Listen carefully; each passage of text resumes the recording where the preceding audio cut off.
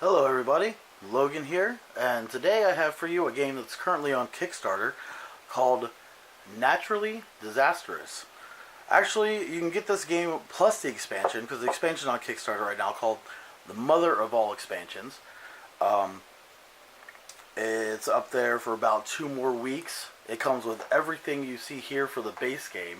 I don't have access to any of the expansion material right now, but we're going to go through a quick setup and couple quick turns, 1 or 2 turns, to get you familiar with the game. So hopefully you go and pledge for the game, pledge for the expansion. It's a really cool, quick game. Plays in about 45 minutes to an hour, depending. It's for 1 to 6 players, and basically in this game you take on the role of an alien that has crash landed on Earth. You were circling around the universe looking for planets that were close to blowing up, close to some kind of natural disaster, and come down to heal the planet, but you accidentally crash landed on it. And your job is to try to find 4 pieces of the satellite dishes, set them up in the proper spots so that your mothership can come down and rescue you, get you off the planet. So we're going to take a quick look at some of the pieces here. You have your tiles, which are double-sided. Really good thick cardboard here. Take a closer look at them. You see they got numbers on them. The number in the middle, the red number, corresponds to the red D10 that you'll have, and the black numbers on the separate spots correspond to the black D8 for whatever you're rolling.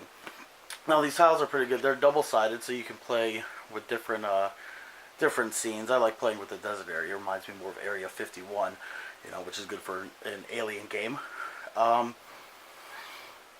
And it has also, you can see underneath the red number in the middle, has little icons to remind you of what happens during one of the steps of the game, the Naturally Disastrous step where you roll the dice. So, at the beginning of the game, you shuffle up all 9 tiles and just place them out in whatever order you'd like so.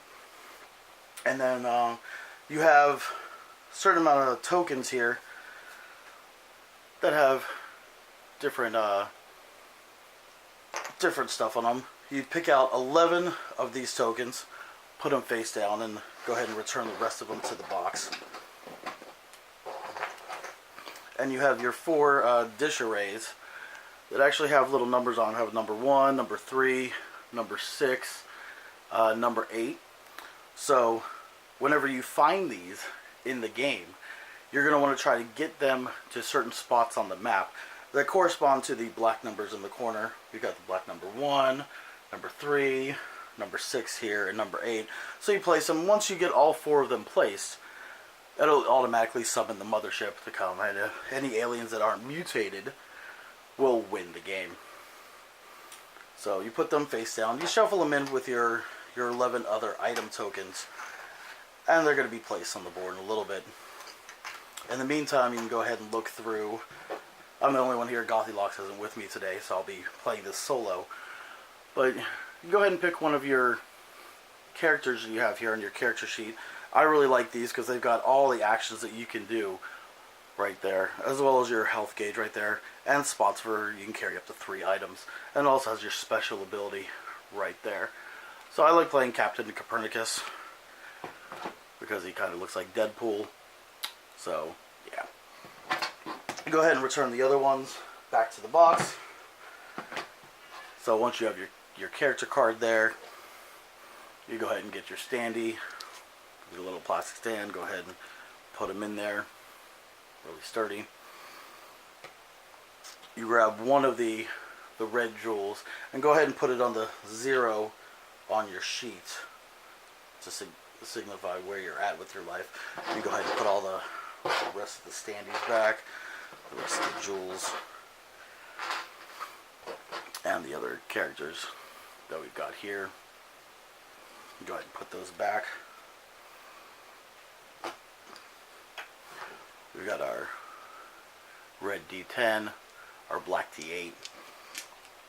Because at the beginning of the game, we're going to have to place all of these items and figure out where we're also going to be placed to start the game. And we've got other standees over there that will go through where they're placed, and other item tokens. We'll go over that in a minute. So let's start placing some of these items. Go ahead and mix them up. I'm going to place a roll to place a couple of them, and the other ones I'll just place at random around the board. Take too long to roll and place all of them. So let's see, the first one, let's go ahead, let's see, we got 6 on the red die, and 4 on the black die. So we'll take one of them, we'll go to tile 6, which happens to be right here, and spot 4, which is right here, and place that item right down there. Go ahead and place another item. Let's see, this is 9 on the red die, 3 on the black die, so place this one on 9, 3, and you go ahead and roll and you place all of your items that way. 8 and 8, so we'll place this one on tile 8 in spot 8 right there, and then I'm just going to go ahead and place all the rest of these around the board without rolling.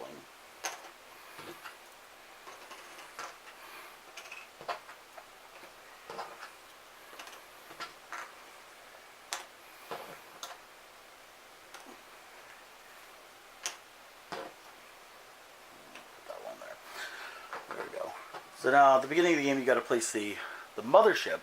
The mothership always starts on tile 9, which is the tile right here, right in the center. We're going to go ahead and place the mad scientist. Mad scientist always starts in the laboratory, which is in the middle of tile 8, which is the upper corner right there. And then we've got the sniper, the secret agent, and the guard. These all start off in the center of tile 7 in the vault. So standees can always be on the same square as each other, so they all start there. So now let's go over some of these pieces that we have here. These are water tokens because there's different disasters that can happen, and when they do, you'll have to place some disaster tokens to show that the area is affected by disaster. So these blue ones are water tokens. We get these here that are earthquake tokens, showing little cracks and crevices in the earth.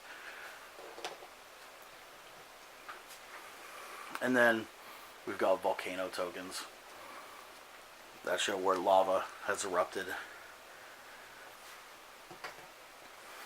Okay, so now let's go ahead and place Captain Copernicus somewhere on the board starting spot. Let's see, apparently I'm starting on tile 8 in square 6. So tile 8, square 6 should be up here.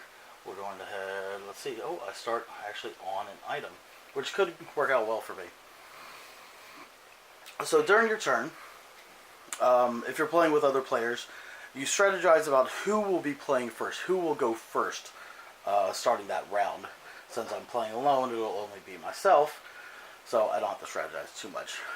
But it comes in handy to figure out, depending on what's going on the board, who is where, figure out where you're going to be, or who's going to be going first and what they're going to be doing. So to start off your turn, you're going to start with a Naturally Disastrous roll. It's going to signify something happening on the game board. So you're going to take your D10 and D8. Actually, I'm sorry. You're going to take your D10 only. Just the D10, not the 8. D10 and roll. And you're going to consult a chart that is in the rule book. Find it real quick. Right here under actions in detail. And it says whenever you roll, what happens on the Naturally Disastrous roll. So let's go ahead and roll. So I got an 8. Apparently the D10 likes the number 8. So number 8 says, Experimental Clinic. The mad scientists and mutated aliens each execute one action. Mutated aliens may go before or after the mad scientist takes an action. Because if the scientist injures you enough, you'll turn into a mutated alien rather than just getting knocked out like in the regular game. So let's say he is going to immediately execute one action, and the sniper, Secret Service agent, the guard, and the mad scientist all count as natives. They are native to Earth. You are the alien. So whenever the rulebook refers to natives, they're referring to one of the natives of Earth. Let's see, mad scientists action. Whenever they try to do an action, they go in order of aggressive action, move action, and then arrest action if necessary. So let's see. He's going to try to do... let's look at his mad scientist aggressive action right here. So the mad scientist aggressive action is part of his move action. The mad scientist moves into a space with an alien. That alien immediately suffers 1 wound from a tranquilizer dart. If he's in a space with a KO'd alien, that alien is immediately mutated. So in this game, you don't move diagonally. You only move side to side and up and down. So he's going to have to execute, since he's not going to be able to get to me. He's only going to be able to move sideways towards me. So he'll just take a move action. They only move 1 square. Boom. Towards me there. Okay, so that's our naturally disastrous action. Next, the natives all get an action before you go. You go at the end of the round. So now the natives are going to each get an action. And they all do different stuff. Like I said, sometimes they have aggressive actions, sometimes move actions, rest actions. So first they're going to say, we'll go with the sniper. Sniper here. No. So the sniper's aggressive action is if any aliens are within 2 spaces of him, they suffer 1 wound, I guess, because he snipes them. He shoots past all obstacles. So since there's no aliens around him, he's just going to move. And when they move, all natives only move 1 space towards the closest alien. So he'll move 1 space that way, over towards me. The Secret Service agent, he likes to look for any of the items on the board, because they're trying to get the items, because one of the win conditions, or sorry, the loss conditions for this game, is if the Secret Service agent is able to get over half of the item tokens that are on the board back to the vault, you lose. If all the aliens that are playing get mutated, you lose. You only win if you get the 4 different arrays to the corners of the board to summon the mothership to win. If any aliens are mutated, and you do that, everybody that's not mutated wins. If all the aliens become mutated, it counts as a bittersweet loss, because you're still alive, you're just mutated working for the mad scientist. So let's see, Secret Service agent, he is going to move onto a space with a discoverable item token. So we can actually move Secret Service agent right here. And if he moves onto a space with a discoverable item token, he automatically takes it back. Hover lifts it back to the vault and hides it there. So he will take that item right back to that middle vault right there. And they can stack up there. Of course, you can always go in there and get more. Now, the guard does not take an action. The guard always stays in the vault, because whenever you come back to try to get any of the items that have been taken back to the vault, you'll have to do a skirmish. You'll have to fight that guard. So let's see, we have next and last the mad scientist right there. He gets an aggressive action. So he is actually going to move onto the spot with me. And whenever he does, I immediately take a wound from his tranquilizer dart. So I'll move my little jewel right here up to the 1. I've taken 1 wound. I can take basically 3 wounds, and then my 4th wound will knock me out and KO me. So it moves there. And since we're on a space together, we'll immediately have to do a skirmish. So rules for a skirmish basically interrupts any gameplay that's going on anytime a skirmish is initiated, which is basically anytime a native and an alien are on the same space together. Basically, what you do is you take the red D10 and the black D8, and the red D10 is for the natives, black D8 is for the aliens, and you roll them together, and whichever comes out highest wins. Now, whenever you initiate a skirmish on your turn, whenever you move on to a space that has a native on it, you are sneaking up on them and you get a plus to your attack, your skirmish. But since this didn't happen that way, the scientist moved on to my space, it's just going to be whatever the die rolls. Also, some different items can, trigger or can add to your bonus too, or help you out in combat. So let's go 3. So it's a 3. It's a tie. Tie. Both parties suffer a wound. So I'm going to suffer a wound. I've taken 2 wounds. And the mad scientist, anytime one native takes a wound, since they don't have a life gauge, they are immediately KO'd. So the mad scientist is going to get knocked out. The rules say if you suffer a wound or if you inflict a wound during a skirmish, you can choose to end the skirmish and retreat 1 space from your thing. So I'm going to go ahead. And retreat over this way, 1 space away from him. So now, after all the natives have gone, you get your turn. You have a couple different actions that you can take, and each character, separate character, has a special action they can take. Captain Copernicus' special action says once per turn, in addition to your normal actions, you may assign a player other than you to take a free action immediately. Well, it doesn't really help me. I'm not playing with any other players. So, our actions in order. You can move up to 2 spaces. You can engage an enemy, which gives you +3 to a die roll. You can probe. When you do an alien probe, you basically reveal one of the items that's face down, because you don't know what it is. You can pick up, drop, or trade items.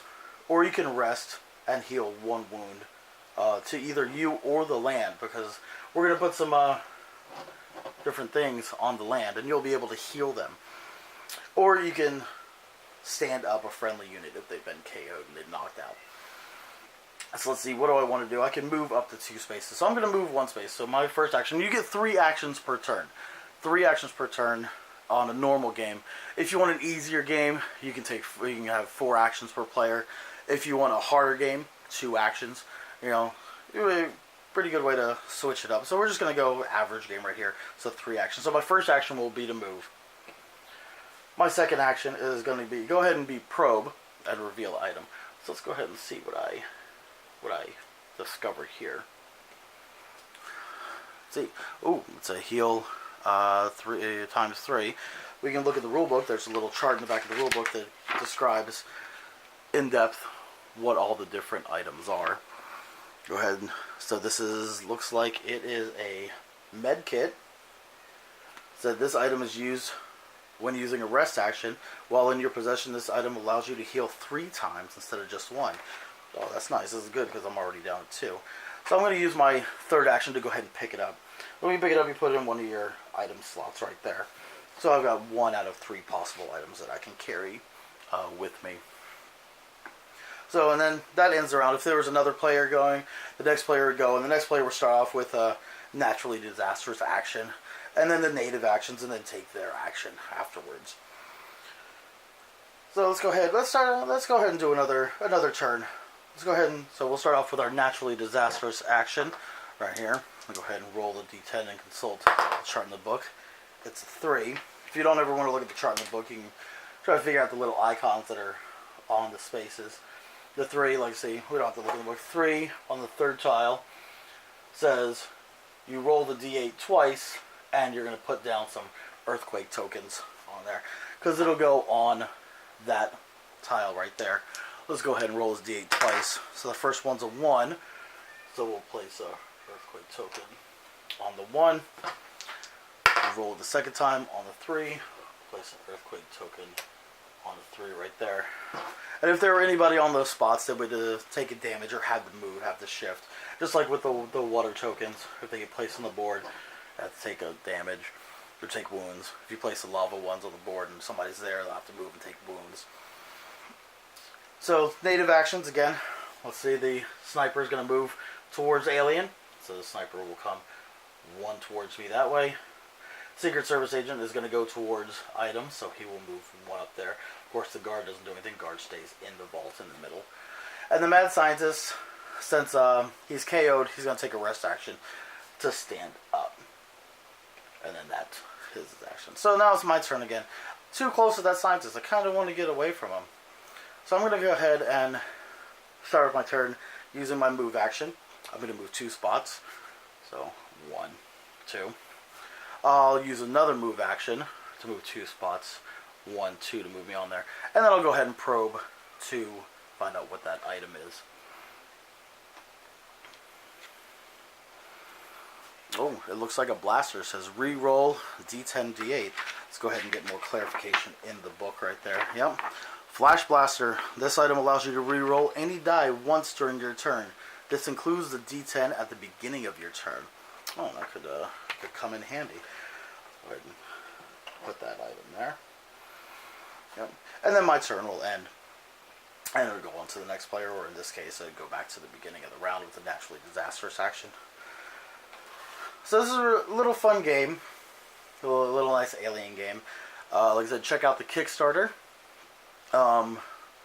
It's made really well. We're gonna start in my reviews and gameplay videos. I'm gonna start having a section called "The Good, the Bad, and the Ugly," and that's where we're gonna come to at this point. So, the good for this game. The good is a really well-made game. I love the way you discover the tokens, you move around the board. The tiles are really nice. Your tokens are nice, thick cardboard. They're not gonna bend. The little jewels for your health are really nice. The standees for the characters are really good. You don't have to worry about clicking into bases or worry about cardboard falling over.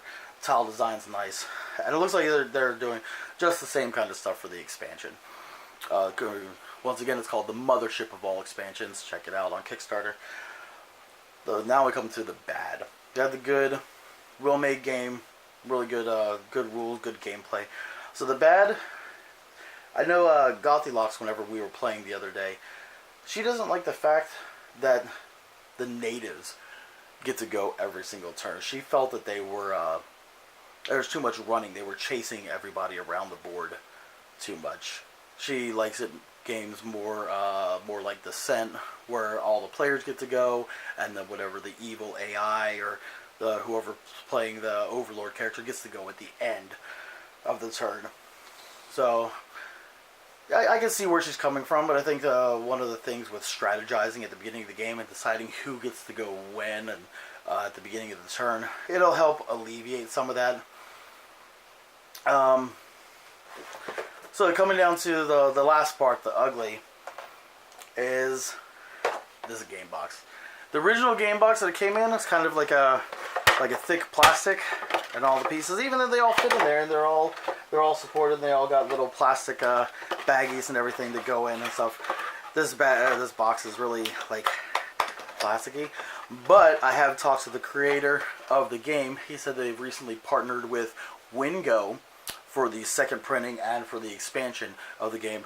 And if you pledge on the Kickstarter, one of the things on the tier pledge is that you will get a sturdy box that will hold all the components, not only for the base game, but for the expansion as well. All the expansions that came out for the game, because there's not only the ones that are on Kickstarter right now, but there are the ones that are available, like this one that he sent to me, the Heroes and Monsters expansion, and other stuff. But it'll have compartments for all of your stuff for the game, so you won't have to deal with this this box that they've got going on. The other part of the ugly is, I personally, even though this rulebook describes everything that you need to know to play, it's really well put together, I don't really like referring back to a rulebook for different things, like for the naturally disastrous actions and for the actions of the natives. Even having to refer back to the rulebook, I think there should be a card, or not just like these nicely put together cards for the aliens, like Captain Copernicus and Shalex. I think there should be a single card that you have that has all the naturally disastrous actions, and maybe on the flip side of it, the natives' actions would be well. Who knows? Maybe if they listen to my review, maybe they'll take that into account with the expansion that's coming out. That'd be a nice addition to the game. Otherwise, I really like this game. I really like the way it's put together. I really like the gameplay. This is something I could see playing with a couple of my friends. Just getting out there. We got an hour. What do you want to do? Watch Netflix? No. Let's go ahead and let's break out Naturally Disastrous. Let's play this. It's a really cool game. It's on Kickstarter right now. Go ahead and check it out. If you have time during your day, go ahead and check out GamerLeafGo.com to listen to some podcasts by my buddy Blake Leafty and the Getting Geeky with Gamer Leaf podcast. Go ahead and check them out. Give them a listen. give them a like on iTunes, and go ahead now and support this game. And we'll see you back for more reviews. Thank you. Have a good day. Happy game.